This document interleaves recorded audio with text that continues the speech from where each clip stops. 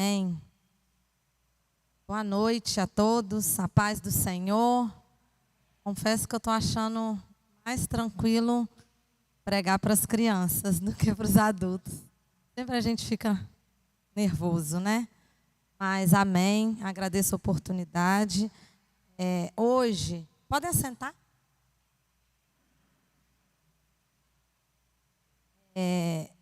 Deus me deu essa palavra já tem um tempo e eu ainda não me sentia preparada para falar. E agora eu creio que é a hora de eu falar sobre isso, né? Porque a palavra envolve um pouco sobre o meu testemunho também de vida. É algo que marcou a minha trajetória e eu queria dividir com os irmãos também. O tema de hoje da mensagem é sobre recomeços.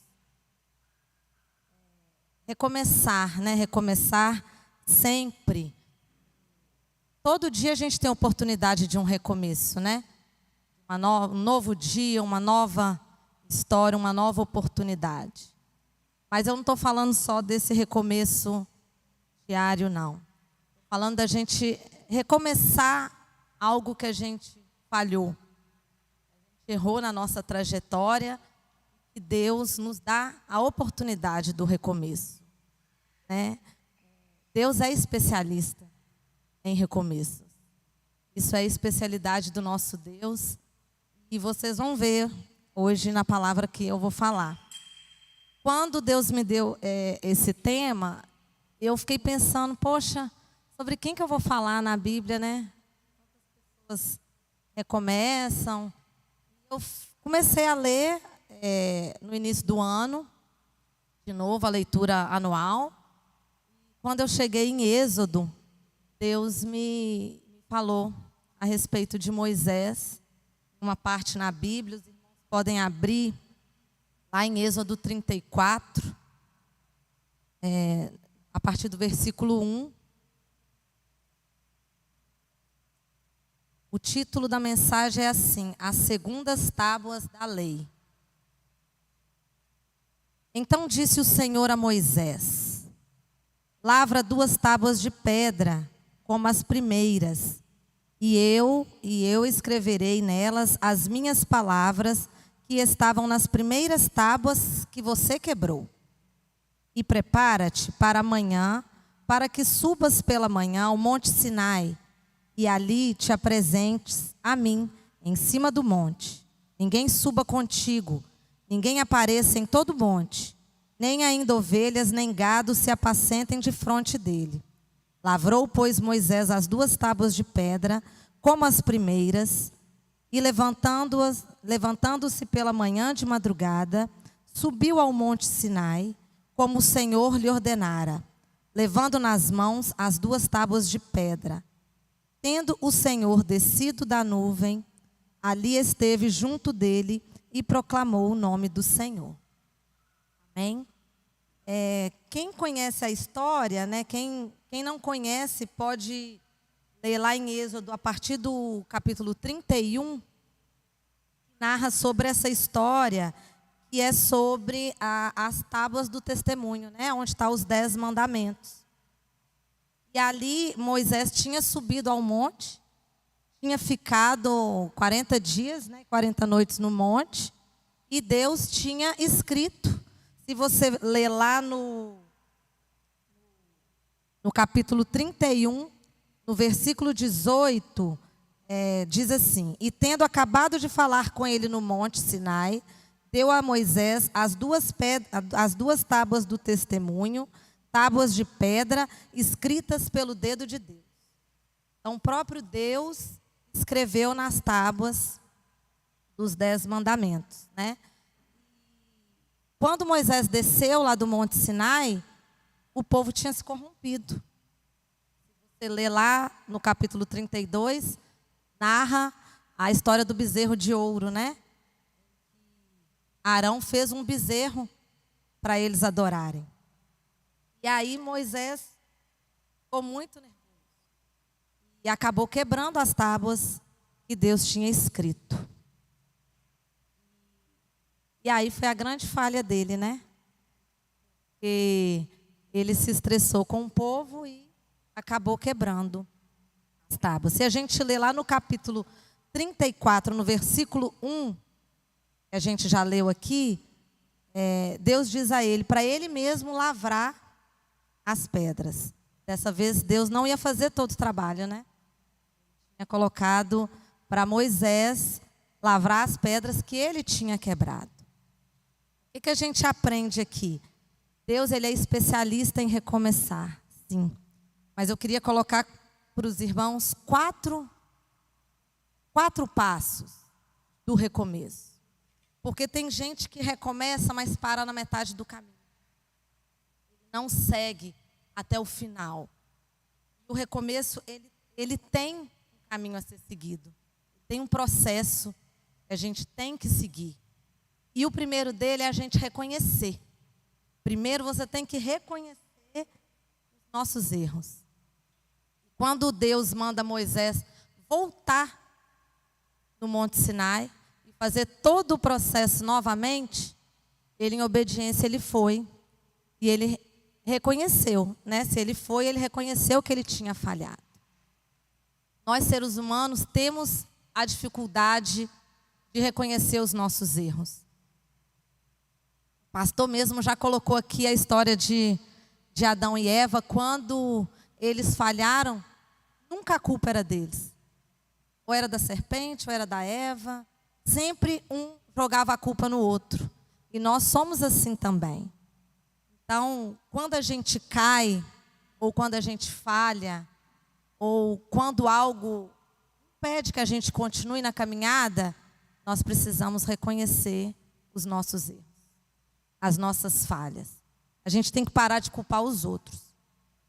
Às vezes a gente fala, mas aconteceu isso porque fulano fez assim, fulano fez isso, mas a gente não olha para a gente. E a gente precisa reconhecer que nós erramos. E aqui, Moisés, ele reconheceu, a partir do momento que ele aceitou refazer tudo de novo. Acho que não foi fácil ficar 40 dias sem comer, sem beber. E aí ele ainda teve que lavrar as tábuas, porque Deus deixou claro aqui que foi você que quebrou, então você vai lavrar as tábuas. E ele aceitou e voltou. Então nós precisamos reconhecer os nossos erros. Esse é o primeiro ponto. O segundo, que aí também a gente peca muito nisso. Porque a gente tem que saber que os nossos erros, ele tem consequências. As nossas falhas, não quer dizer que é porque Deus me perdoou que eu não vou colher o que eu plantei. Às vezes a gente pensa assim, a história de Davi diz muito isso. Né? Davi falhou, teve um pecado grave na vida de Davi. Ele colheu o fruto desse pecado por gerações. Né? As gerações, né, os filhos dele, ele teve problema com Absalão. Matou um filho, matou o outro. Então, assim, você vê que ele colheu o erro dele. Então, não adianta a gente achar que os nossos erros eles não têm consequências. A gente erra, a gente reconhece, a gente vai para o caminho correto, mas a gente tem que entender que a gente colhe o que a gente plantou. E nisso a gente falha, porque a gente entende que a partir do momento que Deus me perdoou, a vida vai virar maravilhosa. Vai virar um mar de rosas. Eu posso dizer que na minha trajetória eu sou um exemplo vivo de um recomeço. Eu vivi muito tempo uma vida assim totalmente fora do propósito do Senhor. Se eu for contar minha trajetória, o meu testemunho, eu fui uma filha muito desobediente. Eu não ouvi os meus pais. Na verdade, meu pai faleceu, eu já até contei aqui, eu era pequena, então eu não dei ouvido às orientações da minha mãe. Eu fiz o que eu queria fazer da minha cabeça. O meu casamento foi assim. As minhas escolhas de vida foram assim. E eu colho ainda o que eu plantei lá atrás. Vivo uma vida no Senhor? Sim. mas eu ainda colho frutos lá daqueles erros que eu falhei. Né? Às vezes a pessoa está passando às vezes a pessoa fala assim, eu estou apertada, estou com um problema financeiro, estou com isso, e quer culpar Deus. Mas será que Deus é o culpado? Será que essa pessoa está sendo uma boa mordoma? Ou um bom mordomo do Senhor? Então, assim, às vezes a gente procura culpados de algo que é a gente mesmo. E eu errei muito na minha trajetória de vida. E falhei muito porque a minha família não aceitava o meu casamento. Eu casei escondido dos meus pais. Eu não tive festa, não tive nada. Casei escondido porque era uma pessoa que minha mãe não queria que eu casasse. Apesar de ser uma pessoa que se dizia da igreja, tinha uma vida errada, já tinha sido preso. Então, você imagina para uma mãe quer isso para um filho. Mas mesmo assim, eu não quis escutar. E eu vim para cá, casei escondido, fui no cartório, eu e ele casamos. E 15 anos de um casamento totalmente infeliz. Eu nunca fui feliz, assim, de falar que eu vivi bem o meu casamento. Eu não tive. Mas eu reconheço que eu errei. E quando a gente reconhece, fica fácil para a gente entender o que Deus espera de nós. Eu colho essas consequências até hoje. Porque eu vivi divórcio, também não é fácil. Só quem já viveu sabe. Eu vivi 3 anos, assim, no fundo do poço. E hoje eu vivo, assim, a dificuldade de criar 2 filhos sozinha. Que também não é fácil. Só quem é pai e mãe sabe que é criar 2 crianças sozinha. Então, assim, eu tenho passado com eles momentos que eu fico pensando, meu Deus, o que eu vou fazer? Imagina quando tiver maior. Mas eu sei que Deus é com a gente. Por mais que a gente chegue no fundo do poço, tem pessoas que eu sei, muitos aqui talvez já tenham passado por isso. O que você aprende lá, você não aprende lá no alto da montanha. Você não aprende no topo. Então, às vezes é preciso a gente estar no fundo do poço para a gente se tornar mais forte. Sabe? Para a gente crescer, para a gente entender mesmo o que a gente está fazendo aqui na terra. E saber que a gente tem que ter as consequências do nosso pecado. O pecado, ele tem consequência, irmão. Deus perdoou Davi, Deus amava Davi. Davi era um homem segundo o coração de Deus. Né? E ele colheu as consequências do pecado dele por gerações. Eu fico pedindo a Deus assim, Deus, não deixa as outras gerações minhas ficar colhendo o meu pecado, não. Porque assim, né, a gente já sofre agora e depois fica pensando nas gerações futuras sofrer também por uma coisa que a gente errou, né? Então, eu acho que os nossos erros, eles fazem a gente aprender, ter mais intimidade com Deus. E eu acredito que quando Moisés, se você continuar a leitura aqui, ele subiu no monte e lavrou as tábuas novamente. Quando ele voltou, o dele resplandecia da presença do Senhor. Então você pensa, né? Na primeira vez, ele não tinha errado ainda. Depois da falha dele, parece que a intimidade foi maior, né? Eu vejo dessa forma. Ele errou. Quando ele voltou para falar com o povo, o rosto dele resplandecia da presença do Senhor. E eu queria falar o terceiro tópico, que é praticar a restituição. Então, nós falamos que a gente precisa reconhecer os nossos erros, A gente precisa saber que os nossos erros, eles têm consequências. E nós vamos ter que assumir e encarar mesmo as consequências e praticar a restituição. Restituir é devolver. Quando a gente erra, a gente sempre tem que devolver a alguém alguma coisa. Nem que seja para Deus. Aqui Deus chamou ele e falou: você vai vir fazer aquilo que você quebrou. Ele tinha que voltar e refazer. Então a restituição, às vezes você tem que fazer uma restituição na sua casa, com a sua família, com o seu esposo, com o filho. Às vezes é com o próprio Deus. A gente precisa ter a prática de restituir. Por isso que muita gente recomeça e parece que as coisas não dão certo. Tudo dá errado. Porque para no meio do caminho. Não segue, não chega até a restituir. O perdão é uma forma de restituição? Sim. Você pedir perdão a uma pessoa por algo que você fez, de repente o seu recomeço depende disso. De um perdão.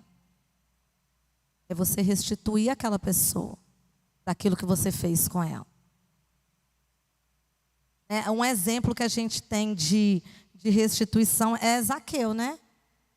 Lá no livro de Lucas 19, quem quiser ler lá, Zaqueu teve que restituir. Quando ele teve um encontro com o Senhor, ele falou isso. Ele ia devolver tudo que ele tinha pegado e ia dar 4 vezes mais. Isso é restituir. É você dar de volta aquilo que você tirou da outra pessoa.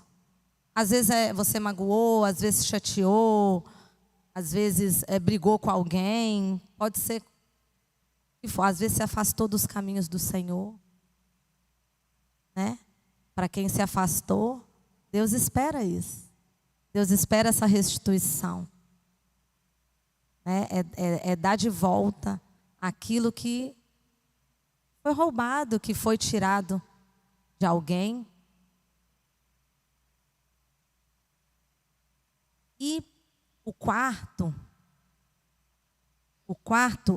é o último passo, que às vezes muitos de nós não chega nele, é o completar a missão. Quando eu me divorciei, fiquei 3 anos muito mal, em todos os aspectos. Acho que Deus teve tanta misericórdia de mim que nessa época Deus me trouxe para cá. Eu acho que eu não sei se eu ia suportar, acho que eu já tinha voltado para a casa da minha mãe, eu creio que sim. Foi justo nessa época que eu vim aqui para a igreja, né, bem no início, quando eu me separei. E eu fiquei muito mal. Eu me sentia mal emocionalmente, mal financeiramente, mal psicologicamente. Todos os aspectos. Você imaginar, e com 2 crianças pequenas, tendo que ter cabeça para cuidar. Deus me deu a oportunidade de recomeçar e completar a minha missão aqui. Não adianta você recomeçar e não cumprir o que você veio fazer aqui na terra. Você para o recomeço no meio do caminho. E aí você não entende o propósito do Senhor para você. E quando eu vim morar aqui, eu morava em Vila Velha, né, no meu casamento, muitos anos lá em Vila Velha. Eu resolvi comprar um apartamento aqui. Quando eu comprei, isso faz 9 anos atrás, eu nunca tinha olhado para a igreja. Eu morava aqui do lado, sempre morei aqui no Riviera, aqui na Serra, e eu nunca tinha me interessado. Eu já era evangélica, né, já era cristã, frequentava uma igreja que eu até ia de carro. E eu sempre fui batizada na igreja batista, mas eu frequentava outra igreja, porque por causa do meu casamento, ele era de outra igreja, e eu frequentava outra igreja, e eu fiquei 10 anos fora da igreja batista. E quando eu vim para cá, eu não me interessei. Passou pela minha cabeça, Deus já estava com um propósito para mim. Deus já sabia o que eu ia passar. E Deus já sabia que eu ia precisar das pessoas que estão aqui. Eu fiquei aqui 9 anos, acho que tem uns 4 anos que eu vim para cá, acho que vai fazer 4 anos em agosto, 3 a 4 anos. Então eu fiquei esse tempo todo sem vir na igreja. Eu precisei passar pelo divórcio. Eu só não perdi meu apartamento. Perdi tudo. Aí eu já fiquei, como que eu vou a pé para a igreja com um menino pequeno? Então, assim, às vezes a gente não entende o propósito do Senhor, mas Ele já faz as coisas justamente. Eu parei para olhar para a igreja. Falei, poxa, tem uma igreja ali do lado, pelo menos. Sem ir na igreja, eu pensava assim, né? Por causa das crianças. A minha preocupação era as crianças também, né? De ficar fora da igreja, já estava com os pais separados e ainda não segui igreja nenhuma. Eu pensava, poxa, eu já fui batista, já fui batizada. Acho que não tem por que eu não começar a frequentar. E aqui eu comecei a completar a minha missão. Então, irmãos, Deus, Ele é especialista em recomeços. Não tenha medo de recomeçar. E não tenha medo de chegar até completar a missão. Às vezes a gente recomeça, mas a gente sai do banco da igreja. Tem a coragem de encarar um serviço. Né? A gente passa tanto aperto aqui com o serviço, eu vejo, não é o ministério, o outro, as pessoas não querem se envolver com o servir. Nessa semana eu senti muito no coração de colocar isso para as crianças, né? A gente colocou até na Páscoa, por causa disso. Né? As pessoas, elas não querem servir ao outro. E não sabem como que isso completa a vida da gente. Né? A missão da gente é isso. É participar da grande comissão do Senhor Jesus. Né? Tem um versículo na Bíblia que eu queria ler para vocês. Assim, é um versículo que me marca muito. Se quiser abrir, ele está lá em Jó 14, versículo 7 a 9. Jó 14, de 7 a 9. Diz assim: porque há esperança para a árvore, pois mesmo cortada, ainda se renovará, e não cessarão seus frutos. Se envelhecer na terra a sua raiz, e no chão morrer o seu tronco,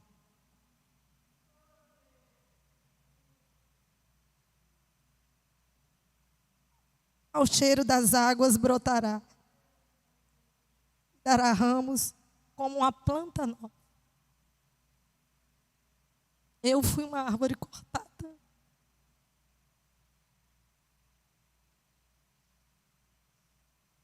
Eu cheguei a ter só raiz.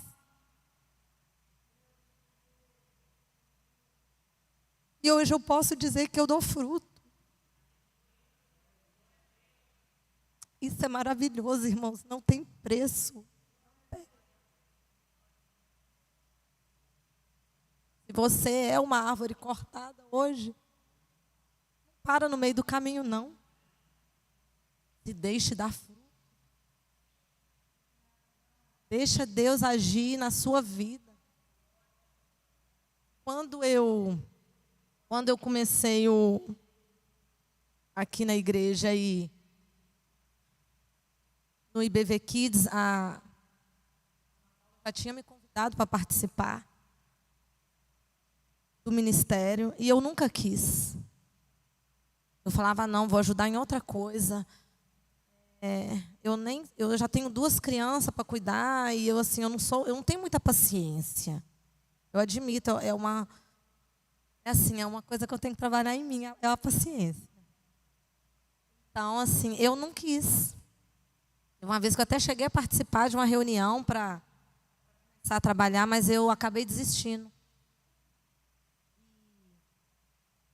Quando ela me chamou de novo para ser professora, eu falei, eu até posso ser, mas eu queria pegar as crianças maiores. Os pequenininhos, para mim, é muito. Ela, não, tudo bem. E eu comecei com as crianças de 10 a 12 anos. Então, assim, não era algo que eu queria. Sabe, às vezes as pessoas sonham com algo e só querem fazer aquilo. Não é o que Deus sonhou, às vezes. Então, irmão, se Deus deu uma oportunidade, inicie, mesmo que você não goste, mesmo que não seja o que você queria fazer. Porque Deus age naquilo ali. Hoje eu tenho uma célula de criança dentro da minha casa. Olha, quem diria? Então, assim, Deus faz. E a gente precisa de dar fruto. Não é só para fazer novos discípulos, não. É para a nossa vida. Porque o fruto do Espírito transforma a vida da gente. E a gente precisa dessa transformação. Não adianta você recomeçar e não dar o fruto. Vai adiantar. Você vai se sentir frustrado. É um recomeço pela metade. Então recomece e complete a sua missão. Pense nesses 4 tópicos que a gente falou aqui hoje. Eu vou repetir para vocês. É reconhecer os nossos erros. Saber que os nossos erros, eles têm consequências. Praticar a restituição.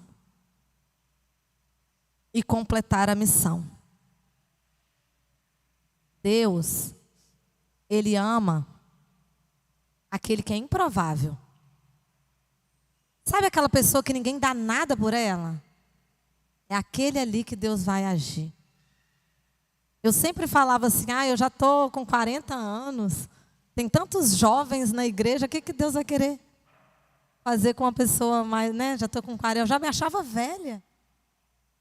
Aí eu comecei a ler a Bíblia, Deus me mostra que Moisés, com 82 anos, ainda estava completando a missão dele. Não é verdade? Então não tem idade não, irmãos. Às vezes a gente pensa, já estou com 60 anos, 70 anos. Não tem idade. Deus ama aquele que é improvável. Aquele que ninguém dá nada por ele. Sabe aquela pessoa assim que você olha para ela assim, não, fulana não tem como fulana fazer isso ou fazer aquilo. É aí que Deus trabalha. Sabe por quê? Aquele que é improvável, ele é humilde. Porque ninguém dá nada por aquela pessoa. O improvável, ele tem um coração ensinável. Seja um improvável na mão do Senhor. Surpreenda as pessoas à sua volta.